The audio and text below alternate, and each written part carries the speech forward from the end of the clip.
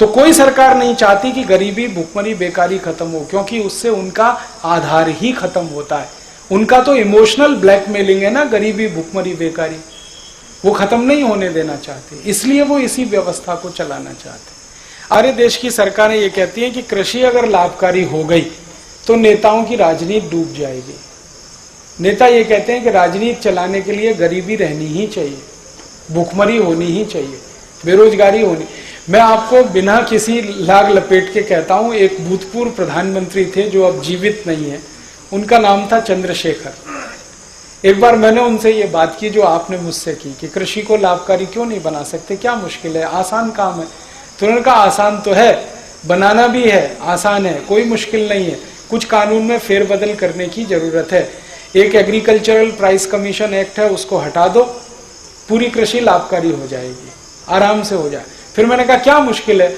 उन्होंने कहा हमें मुश्किल एक ही है कि अगर ये लाभकारी मूल्य में आ गए सारे किसान तो इनकी गरीबी खत्म। ये गरीब नहीं रहेंगे तो हमको नहीं पूछेंगे, हमारी राजनीति नहीं चलेगी, हमको माला कौन डालेगा, हमारी जय जयकार कौन करेगा, हमारी जिंदाबाद कौन करेगा, ये तो नहीं करेंगे, क्योंकि ये तो हमारे जैसे हो जाएंगे। फिर इसलिए हम चाहते हैं कि ये गरीब के गरीब ही रहें, इसलिए हम नहीं चाहते कि इनको लाभकारी मूल्य मिले।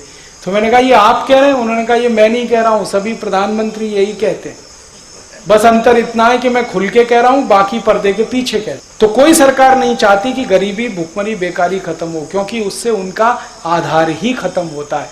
उनका तो इमोशनल ब्लैकमेलिंग है ना, गरीबी, भुखमरी, बेकारी, वो खत्म नहीं होने देना चाहते, इसलिए वो इसी व्यवस्था को चलाना चाहते। अब आपके ऊपर है कि आप इसको ताकत लगा के खत्म कर दें तो व्यवस्था आपके हिसाब से चलेगी।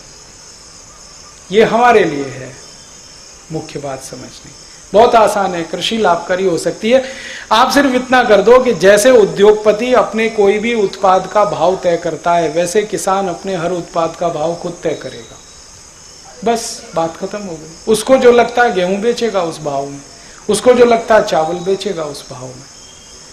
अगर जूता बनाने वाला मोची अपने जूते का भाव तय कर सकता है तो गेहूं पैदा करने वाला किसान क्यों नहीं कर सकता अपने गेहूं का भाव तय?